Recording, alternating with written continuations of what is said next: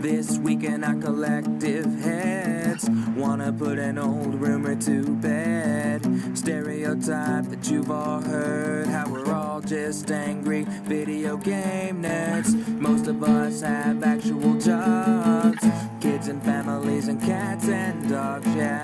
This week in our collective heads, this week in our collective heads. Welcome to This Week in Our Collective Heads. I'm Patrick, and joined by Owen. Hello!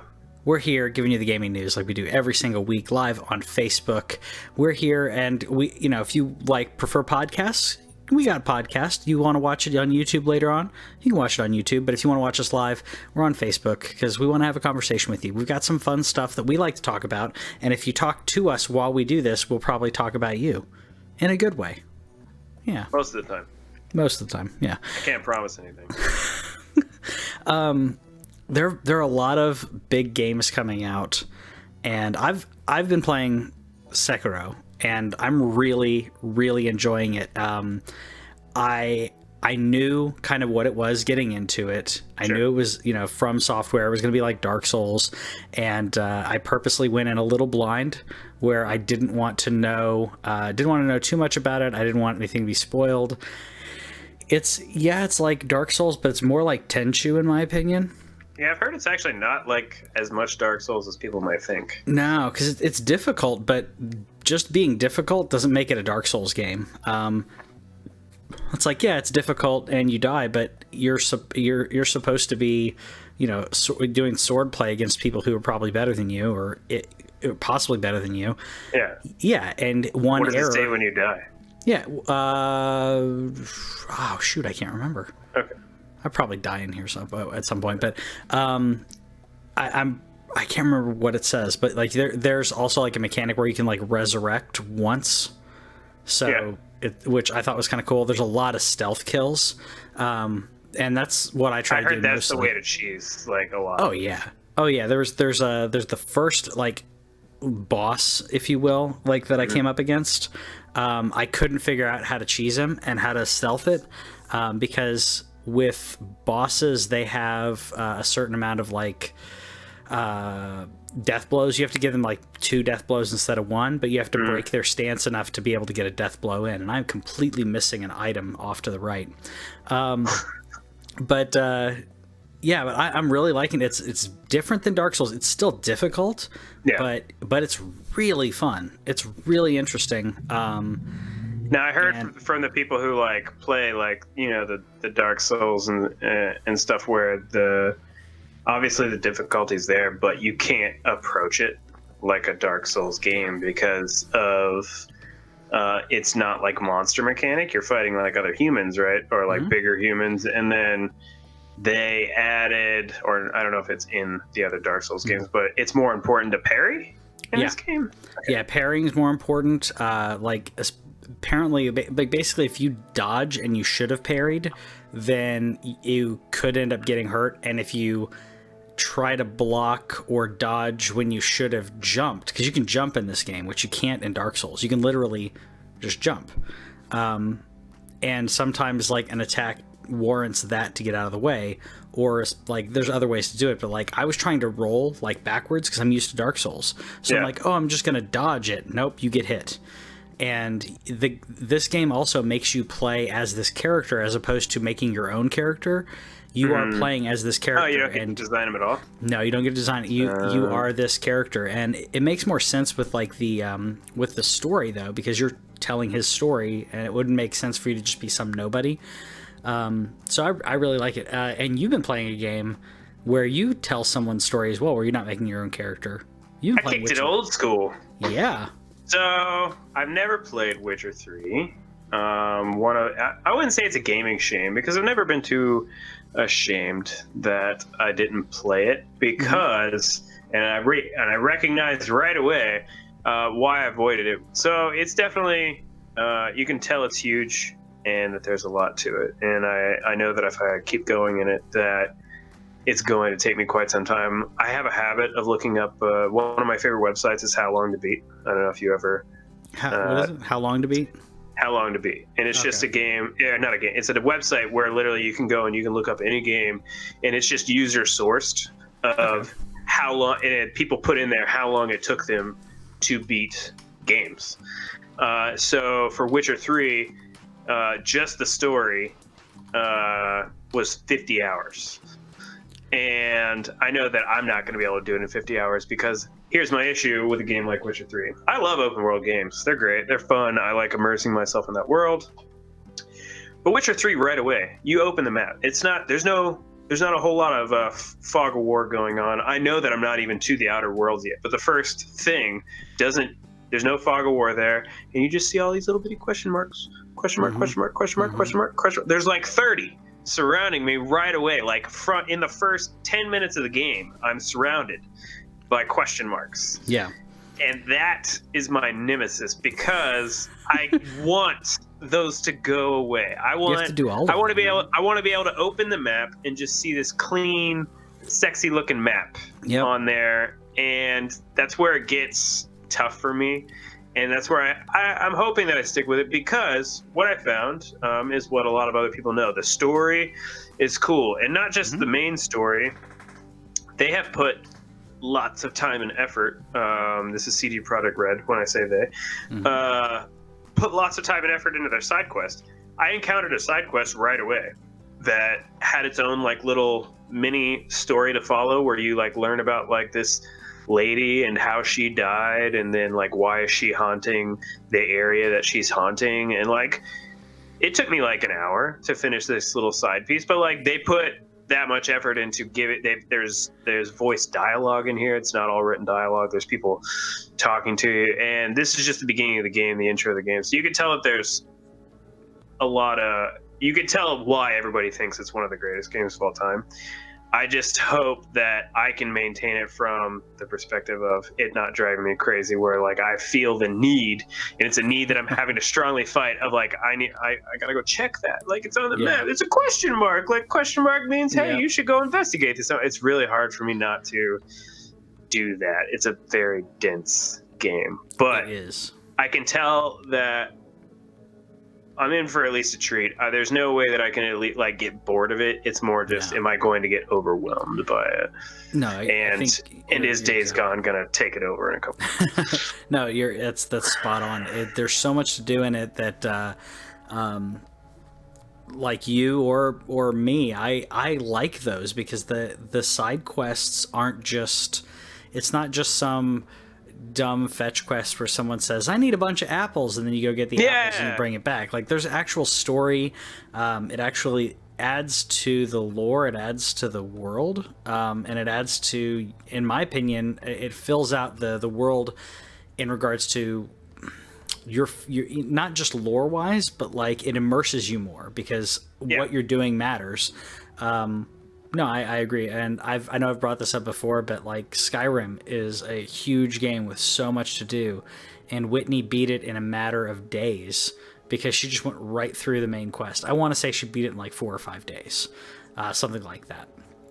And she did it because I don't know if I could do that. She went right through the main quest. Like, I mean, good for her. Yeah, she just kept going. Like, she was like, oh, I'm supposed to do this. I'm going to go do that. I'm supposed to do this. Like, she kept doing that, even though people were like, oh, you could join the companions. Actually, she joined the companions, and then she didn't do any of their quests.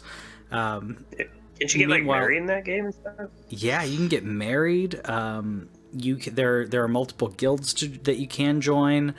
There's all kinds of stuff. And, like, the guilds all have their own storylines and quests that... You know, I think the Thieves Guild one's probably 20 hours. I mean, it's a good amount of gameplay, and she just blasted right through it. So, yeah. I've been debating, and you and I were talking about this. I've been debating picking up Borderlands, the Game of the Year edition. So I have Handsome Jack. You have Handsome Jack, don't you? I do. Yeah. It's in the library. Jack. It's not on the console because we've already discussed our mutual dislike of the pre-sequel. There's a point in the pre-sequel where you could like, I don't know, there's probably a way out of it and I wasn't getting it, but like it's early on and there's like a thing where you got stuck and I just did there. It wasn't making sense. It was like telling you to do something, and I'm like, I'm right here. Like, let me in. And I rage deleted that off my PS4. I was like, I don't have time for this crappy game.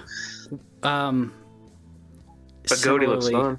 Yeah, well, I'll say Whitney rage quit the first game. Really? Because we got to... You played the first one, right? Great game. Yeah, so we got to Stupid easy boss. Yeah, very easy, which apparently they redid parts of that, which I'm curious about.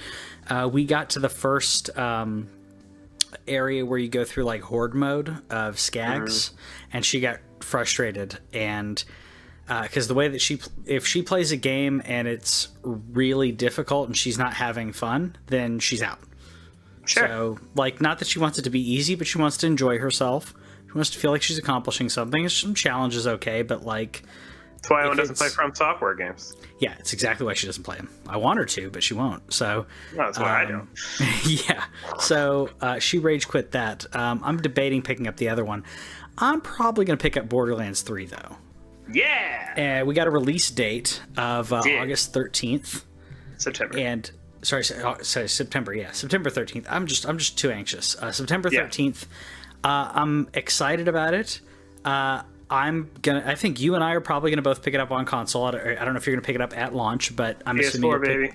Yep, I'll more than likely pick it up on PS4. I've been looking into crossplay on this. Yeah, the Xbox lists it. Yeah, Xbox listed as crossplay, but I haven't seen what Sony's doing on that. I'm assuming. I mean, I don't know if they are. That's the only. And if they crossplay it if Xbox crossplays it with PC, that's huge. They should crossplay it with console also. But this is a game where like there's no PvP or anything that I remember, or at least they haven't said so to this point. So you could easily crossplay with PC, I think, also. Yeah, and have this just be open to everybody. Heck yeah. Yeah, they haven't talked about PvP portions of this, and Borderlands has always been about hanging out with your friends and getting loot with your friends. And I think that if they can, they really need to do this crossplay with everything. If you're getting this on PC, though, it is an Epic exclusive for 6 months. So sorry, I've already seen the big babies on the internet. Yeah, it's not. I mean, honestly, it's not like it's going to be. I know that it's an additional client, kind of like if you're getting like the Origin client or anything like that. It's an additional client. I get that, sure, but we're not in a monopoly of Steam, which is what everyone wants, a monopoly, which is really weird. Why does everyone want a monopoly when it comes to digital game distribution? I wanted to ask how you felt about it, because I will be super surprised with the amount of PC master race gamers that would not have the Epic launcher on their computer. Yeah. Because of one game known as Fortnite. Even the people who don't like Fortnite have probably tried Fortnite, and they probably never deleted their Epic launcher. Yeah. Like, it's there. Just like your Origin launcher. You might only use it once every 2 or 3 years, but your Origin launcher is there in the background. It still updates every time. Yeah.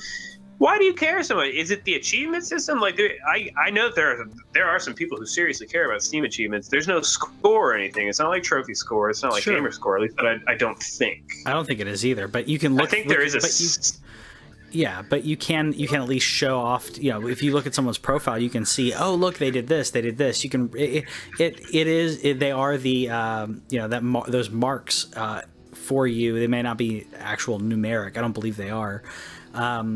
But either way, it tells a story of you as a gamer. But at the same time, unless you are just a PC gamer and you're nothing else, I'm already used to that. I've got that distributed across my PlayStation and my Xbox. So welcome to the world of everyone else. Because I was already seeing memes like out there where like they changed the date, where it was like they had September 2019 crossed out and had June 2020 as the release date, and I was like, did you care that? Like, I don't know. I mean, I can get it from the sense of like there are a lot of things that Steam does really well, and again, they do have an achievement system that some people do care about, but like if you're going to be paying the same price, I understand.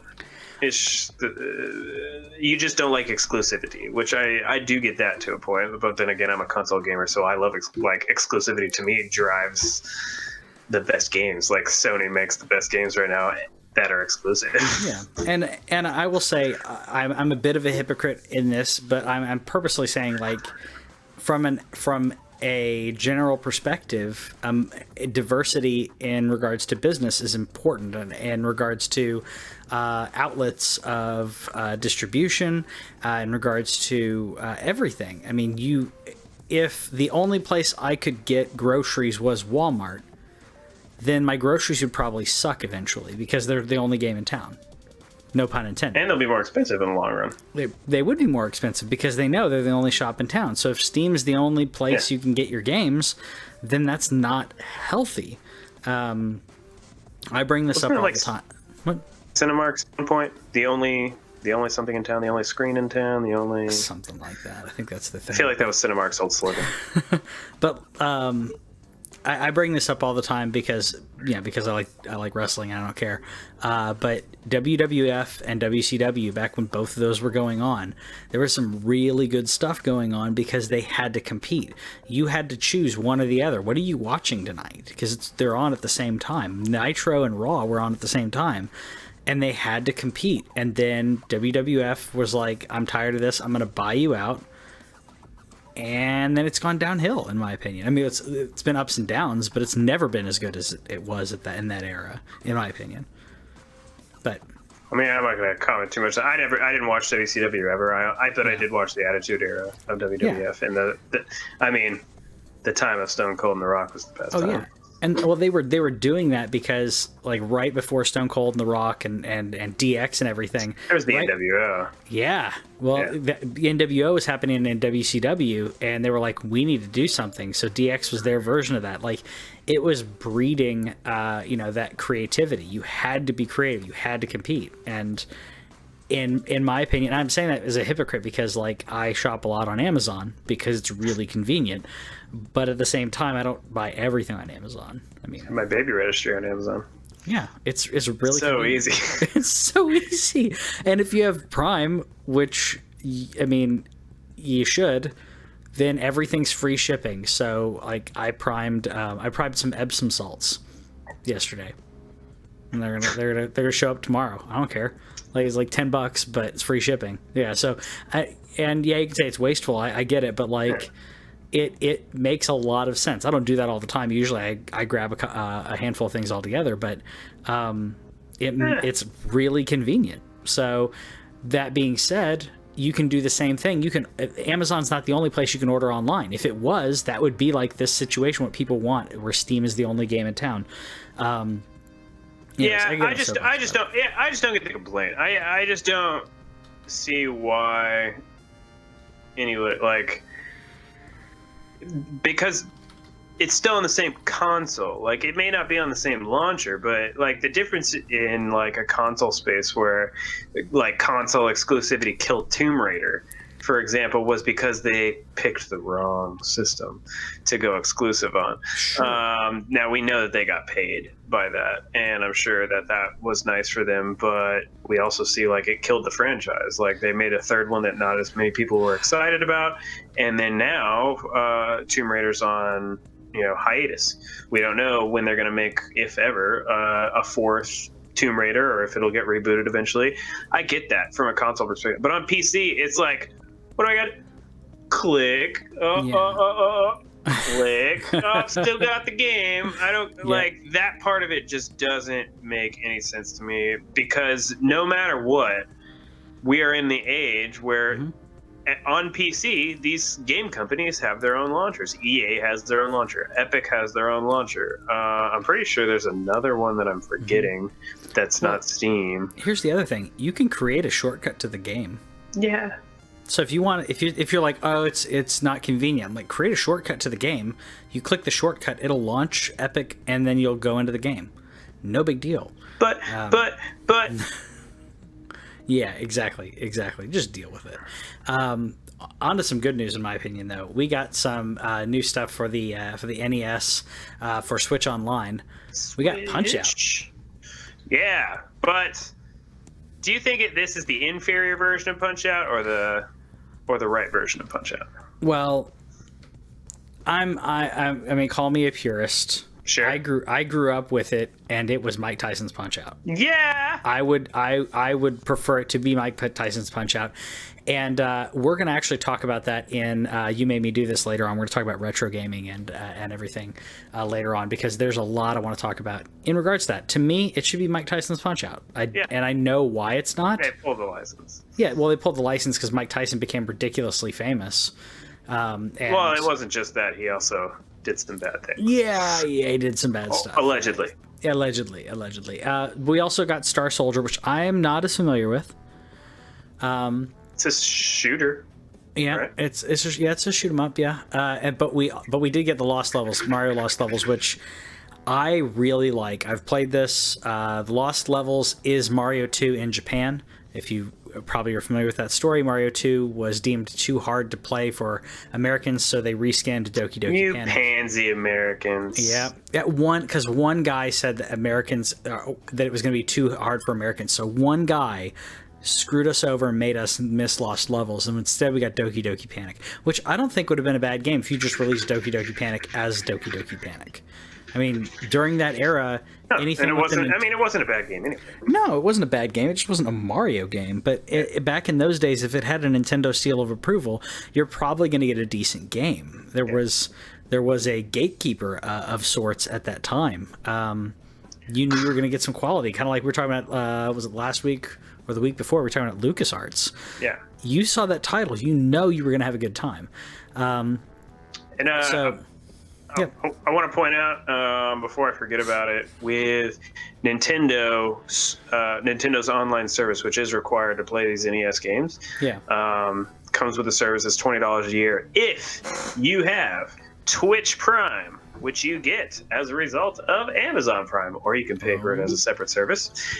You can actually this month go and claim the first part of a full free year of the Nintendo Switch Online service. They give you 3 months to start with, and then if you remain a Twitch Prime member or something like that, in 3 months they will give you a code for 6 more months or 9 more months or something like that of Nintendo Switch Online for free. So me, being the gamer that I am, have already paid for it, but I went and got my code from Twitch Prime, and I got 3 months tacked on to the year that I've already paid for, and I will get my free year. So I just wanted to let everybody know that if you got Twitch Prime, and also if you don't use Twitch Prime, you definitely should if you have a PC, because they give you 3 or 4 free games on the first of every single month.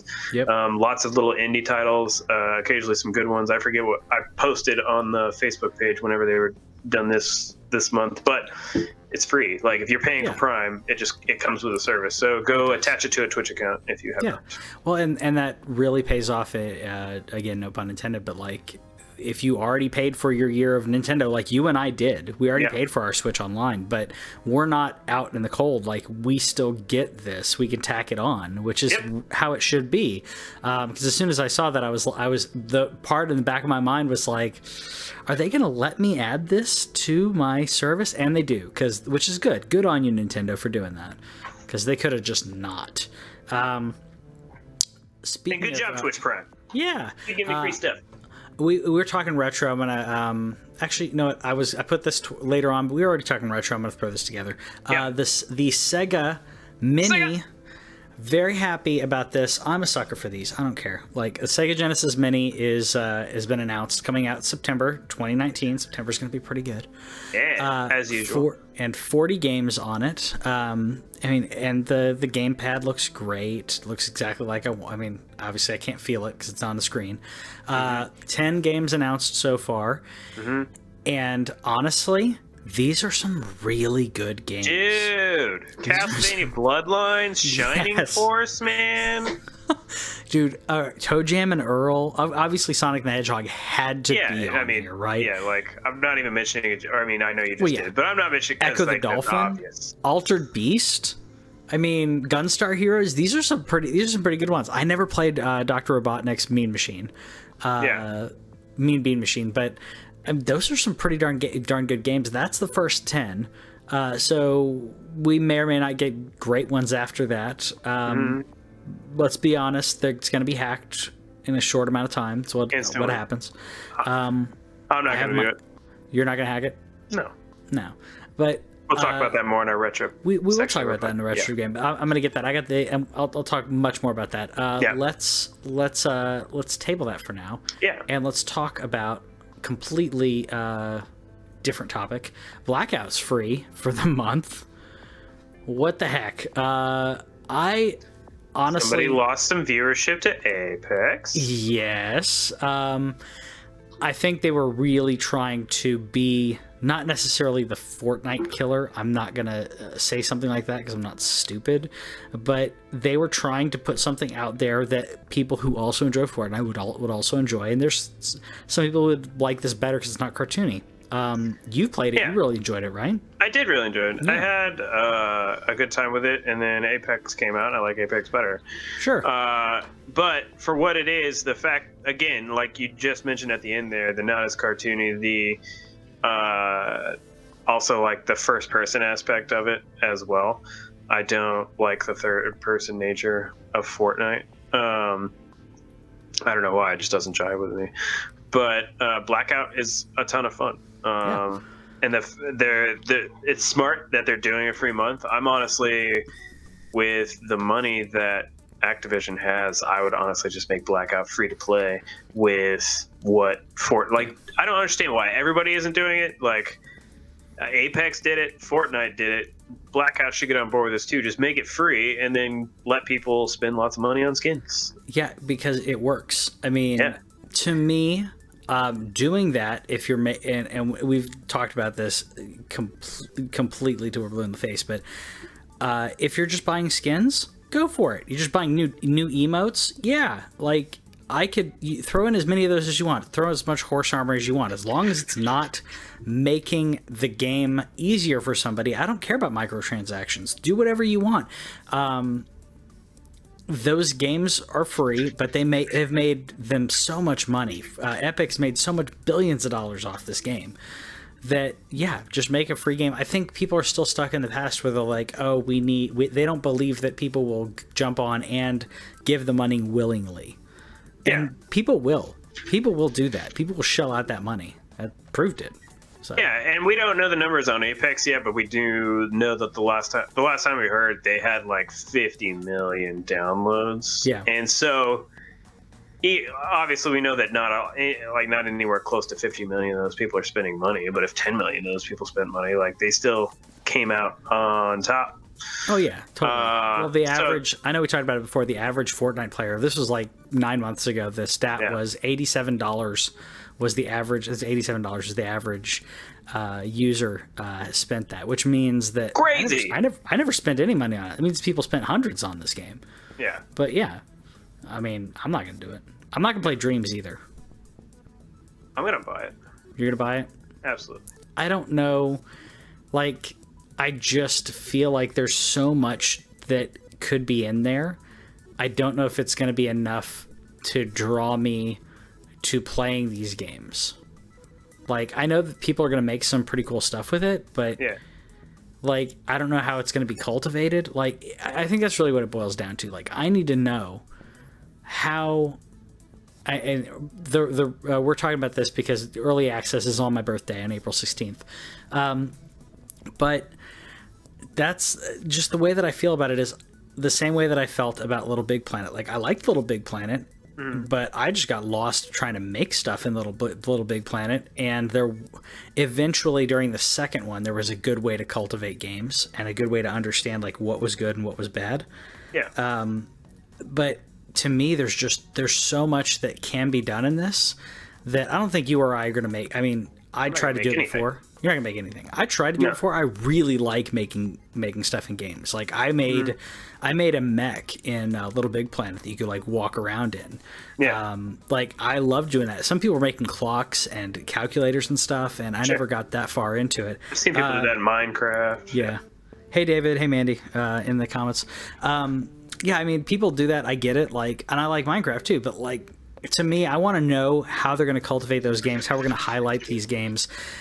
What is so that way you and I, if we did buy it, that we're not just slogging through a bunch of crap. Like Mario Maker has a decent cultivation on it. So I don't know. So the thing is that the reason why I'm going to get it is I'm not going to make a single thing. I have no artistic bones in my body, and it comes to that kind of art. Like I can write things, and occasionally I can have a way with words, and I'm a decent speaker, as has been said. But I'm not going to make anything. I want to know what everybody else is going to make, even if it's just people remaking games that we've already played before. I want to lay a bet somewhere down with somebody, don't care who it is. I will bet money that somebody recreates Final Fantasy VII, at least the first part of it, before Square releases Episode 1 of Final Fantasy VII. At least the first part? Hold on. Yeah. At least the first part. Do you just mean the opening cinematic? No, I mean getting out of like Midgar. I don't know how long the first chapter is going to be, but I assume the first chapter is Midgar. That's just a guess of what the first episode is going to be. So I bet that somebody makes that before all Square to get out of releases Midgar. that. I'll take you up on that bet. All to get out of Midgar. I'll take you up on that bet. Okay. Because I think that someone's going to create like the opening cinematic. Yeah. Maybe part of the train, or maybe like some specific pieces. That would be amazing if someone created because Midgar. I mean, okay, I love the entire game, and I'm actually I downloaded it. I started the cinematic. I bought it. It's great on the Switch. Yeah. But that Midgar takes quite a while to get through, and it has some of my favorite parts in the game. I mean, there's some great parts in the game, anyways. But there's some really fun stuff in Midgar. It's still disc one. It's like 10 to 15 hours. Maybe 10 hours. Well, going through going through the slums was like one of the coolest things. And rescuing Eris was hilarious. Or sorry, rescuing Tifa. Yeah. Dude, when everybody falls off the tower, like I still remember that. Like so sad. Like I will never forget. Like I'm like, wait, because I was young playing it the first time. I was like, wait, did they just die? No. Well, it was.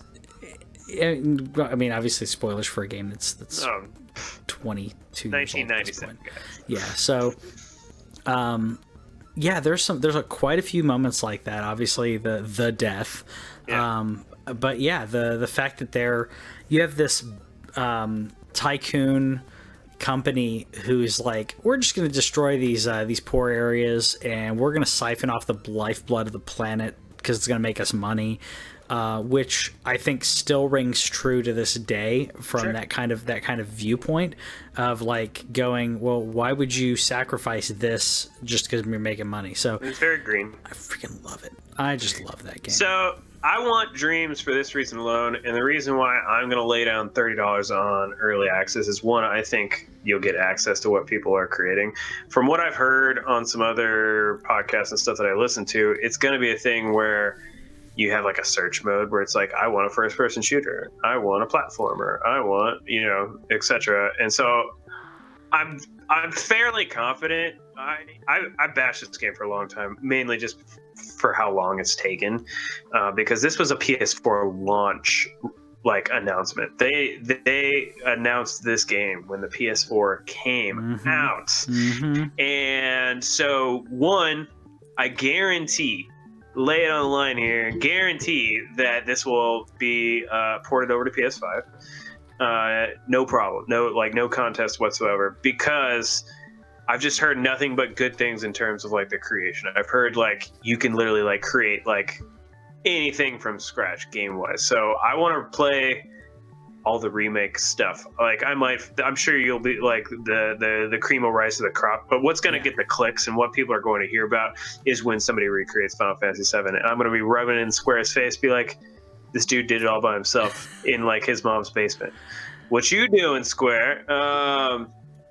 So the reason why I'm willing to do early access is because, one, PlayStation's never done this before. They don't do early access first-party games. It's $30 to get in, and what I'm hoping is that by me paying this $30 now means that I don't have to pay $60 later. Sure. No, I completely get that. Yeah, $30 now. I get that. I get that aspect of it. I just don't know if it's going to, is it going to be something that I'm going to spend time doing? Same thing when I was like $30 for gear for Borderlands right now. Like, yeah. I'm considering it, but at the same time, I'm like, if I buy it now, when am I going to play it? And if I can play it like in the fall, because I talked to Whitney about it, because Whitney and I played the first one. I've talked her into it and said, hey, we can play it. You don't have to do the horde mode stuff. We'll skip it. Those are optional anyways. And she was like, not now. So I could buy it, or I could wait till like the fall and it'll probably be $20. So yeah, I don't know. No, that might happen too. Yeah, it could happen. I'm just super interested in this at this point. Just hearing other people talk about what they've seen in terms of the creator aspect. I know that I'm not going to take advantage of any of that, but I want it on my console just to every once in a while when I'm bored, boot it up and be like, I wonder what I can find today that somebody's made. Sure. I'm interested. It could be interesting. We'll stay tuned to it. Another thing that's interesting is Drive Club. The servers are shutting down next March. That's a year away. They gave almost a year away. They gave a lot of warning, but this is what happens, and a lot of people are upset about it. And I'm sorry, that's what happens with online games. You are at the whim of the publisher. You're at the whim of the distributor. And if you're buying your games digitally, you may or may not own your property. You don't own your property. Yeah. There is no may or may not about it. You don't own it. You're paying to access it for as long as they want you to be able to access it. Ask anybody who has PT. Yeah, I mean, do you remember at the beginning of Xbox One, whenever Xbox One was going to originally be an all-online console, before they were like, oh, that's a terrible marketing idea? Yeah. Because what that was implying was that if your internet is down, your Xbox could have some kind of built-in coding into it where it's like, sorry, buddy, you can't play this game. You're not online. Yeah, yeah. And depending on, PlayStation already kind of has that. I don't think Xbox does. PlayStation already has that where there's a way around it. But it's essentially, if you're not on your home console and a game gets installed on the console, like let's say you have two PS4s, doesn't matter if that's not your primary PS4, then if someone didn't purchase the game themselves, they can't play it on your console. So you bought it, you installed it, it's your physical hardware, it doesn't matter. So, yeah, it sucks. I ran into that because I couldn't unpair my old PS4. It was like, I had an issue where 2 months I couldn't set my new PS4 Pro as my primary. So anything I had digitally could not be played by Whitney. Yeah, I feel real bad about Drive Club. Honestly, if people are that upset about it, maybe more people should have played it. But I get it from the point where it's like, you paid for it. Yeah. And so you want to be able, but you paid for an online-only game. The game doesn't have any offline access, does it? Yep. No, I don't believe so. And so, I mean, think about the day that, and I know that it's very rare for MMORPGs to shut down. But think about the day that WoW goes offline. Oh yeah. Well, I was gonna say most MMOs have gone by the wayside one way or another. I think you can still you can still get on to like EverQuest, and didn't they even release content for that recently? They're still releasing content. You for can EverQuest. still get on to freaking RuneScape, but like Vanguard and like a bunch of others, I think are gone. Yeah, I guess I played a lot of MMOs back in the day, but yeah, the day that World of Warcraft shuts down is gonna be sad. I'm gonna. My account still might exist out. I think it's attached to my Blizzard thing. It's just, I don't know. I can't get too upset by it because they're like, sometimes I feel like I'm like a business, like way too pro business, but at the same time, it's like, we're not making money off this game. Not enough people supported this game. From what I heard, it got better. Like, it had a really bad launch, but that killed it. So sorry. Yep. So sorry. It sucks. Like I don't want to dump on anybody that played that game and like say like you have no right to be completely upset. Yeah. Because you did put your money into it and you have put your time into it. But that's the online world, baby. That's what happens if they can't keep it running. Like I'm sure there might be some people like who, I don't know. I could see some way of like some people trying to keep it alive, a la PT, where it's like still on the hard drive, so people figure out how to somehow make some kind of server for it that you could log into. We'll see if that happens, but you know, yeah, we'll see. Well, also we're waiting to see what's going on with Persona 5 because sounds like rumor has it that we're gonna get a Switch announcement for Persona 5. I cannot think. I mean, okay, I love PlayStation. Don't get me wrong, but this on a Switch, to me, is a great pairing. Oh yeah. I mean, hands down. I think it's really cool. I may end up playing a Persona game. We'll see. So I mentioned this offline to you. Like I'm waiting to play this game for when my kid is born because I think there's going to be a period in there where I'm getting to know the kid and. Kid will be crying and sleeping and I'm going to be awake and it's like, what do I do while I'm awake? You know, let's play a video game. But what if he starts crying again? Then why not have a turn-based RPG that I can easily like go in and out of? So with the Switch, my favorite thing about the Switch, and again, we talked about this offline too, I don't have to worry about shutting it down or anything like that. It's literally one button, it saves state, turns off the screen, done. One button, turn screen back on. I'm exactly where I left off. Yeah, and that's something that cannot be understated with the Switch. I'm playing Dark Souls on Switch. Of course I am. I get to a specific area, I just hit the button. And the drawback with that is that if you go into standby, that it's like, hey, you just got disconnected from the servers, you reconnect, and you're still in the same place you were. So as long as I'm not in danger when I got out, I'm fine. But in games that are not connected onto the internet, there's not a problem with that. Which is the majority of the games on the Switch. Which is the majority of the games on the Switch. Just hit the button. I tested it with Final Fantasy VII. I tested it a couple times, and it does exactly what it should do. A Switch allows me to play games, but also react. I don't have to have games anchor me in my life. I can hit the standby button and do what I need to do, and I don't have to be that stereotypical gamer where I'm like, hold on, just one minute. It doesn't interfere with my life in that case. I can still play games, and I don't have to be immature about it. No, it happens all the time.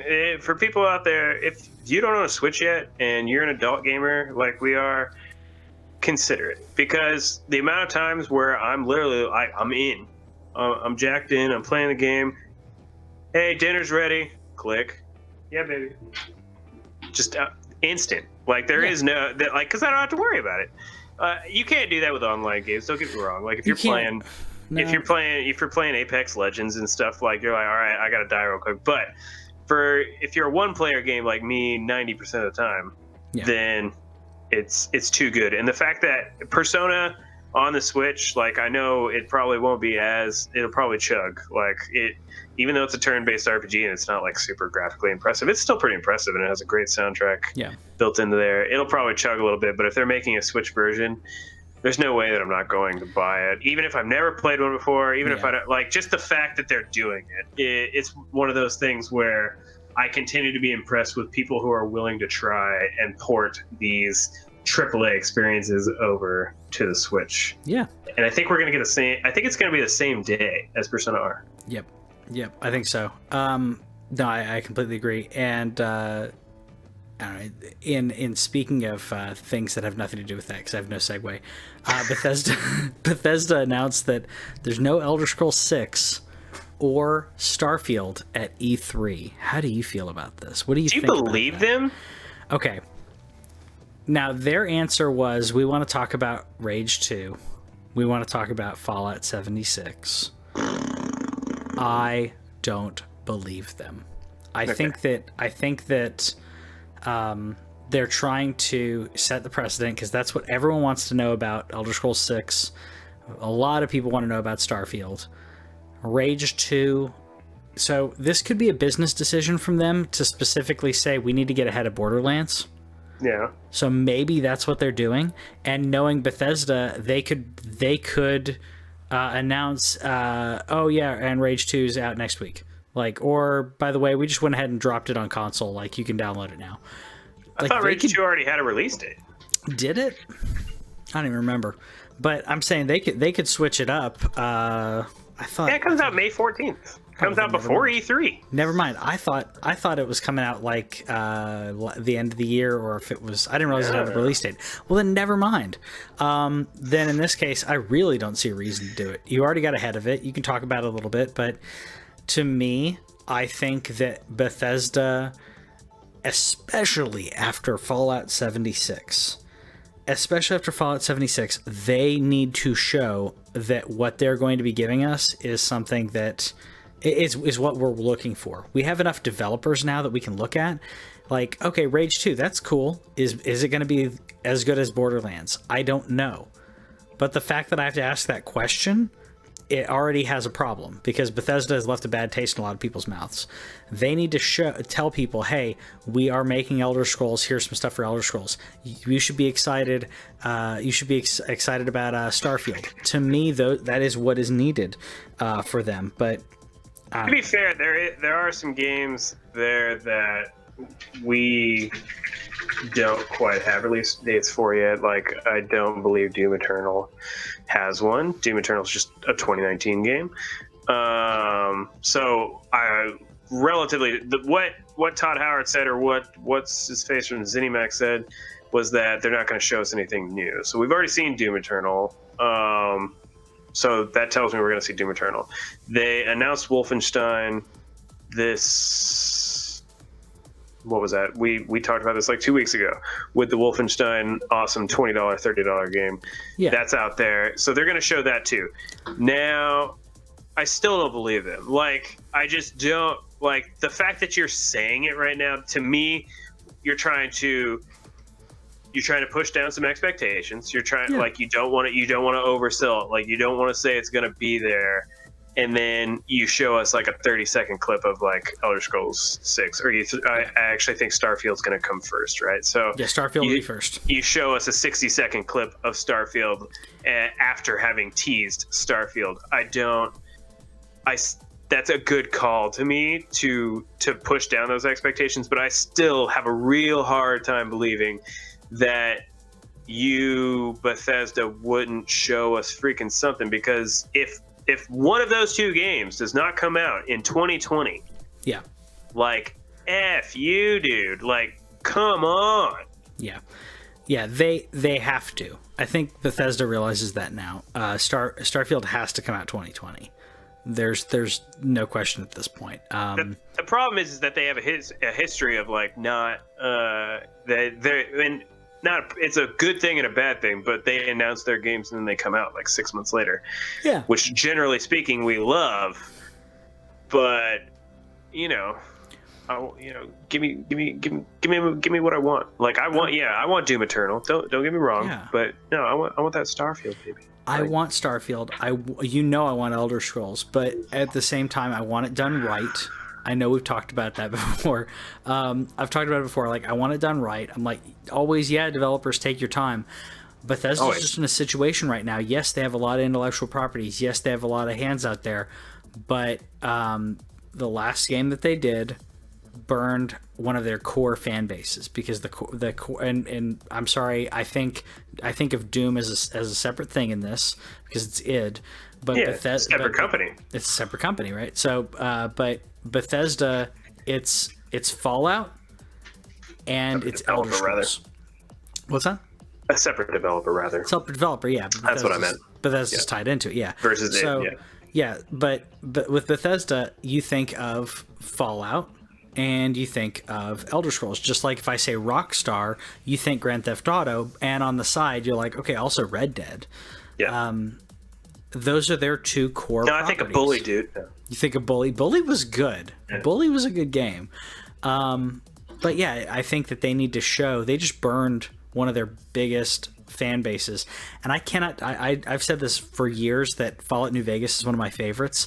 and I'm now seeing people online talk about how much they like Fallout New Vegas more than this, or how much they like, or the different modding that's going on with like Fallout 3 and Fallout in Miami that someone did. I mean, there's so much that's going on that's better than Fallout 76 that the fan community's done. So I think they need to show. I mean, and that's show that they're Yeah, that's always been the key behind them. Is like modders always make their game better, that's what has always fascinated me about the love of Bethesda. Like, I get the love of machine games, like Wolfenstein, dope, Doom, and then Doom, dope. Like, I've never personally understood the love of Bethesda when it comes to the ZeniMax Studios, simply because it seems like the fans always make their games better. Like, I can't even imagine playing Fallout 3 on a console without mods. You know, or like I would want to. I would need to boot it up on PC, and I would need somebody to like, hey, here's your graphic mod. Here's plug this in. Now it looks amazing. Now it runs great. Like, that's where it's always been. This is just me. I get it. Don't everybody hate me, but I don't get it, because whenever I look at Doom, like Doom 2016 didn't need anything. Didn't need any help from anybody. Wolfenstein and Wolfenstein 2 didn't need any help from anybody. Yeah. But Fallout 4 probably needed help. Fallout 3 definitely needed help. New Vegas, which was not made by Bethesda, from what I hear, didn't need any help. Nope, it didn't. I played New Vegas. I played New Vegas shortly after launch, and that was my first Fallout game. I knew about Fallout 3. I'd heard about it. I'd seen some gameplay of it. This is back in the day before Twitch was a big thing and all that. And YouTube was hardly there. But yeah, Fallout New Vegas was great, and then I tried to play Fallout 3, and I'm like, I can't do this. I ended up playing it modded, probably 7 years after that. Played it modded out on a PC, and I'm like, this isn't too bad. And that's not how the game should be. It shouldn't ship in a way. I'd say Fallout 4 was playable. It still had a lot of bugs, but Fallout 4 was more playable. That's just not the way to go. I mean. But that said, I still want to see Starfield, because I want to see Bethesda. Is Starfield Bethesda? Yeah. It is. Okay, yeah. I want to see it because it's not. That's the other thing about Fallout. That world, like, the world is just never, like, post-apocalyptic things. Like, it just depends on the setting and like what's going on. It's just never struck home with me.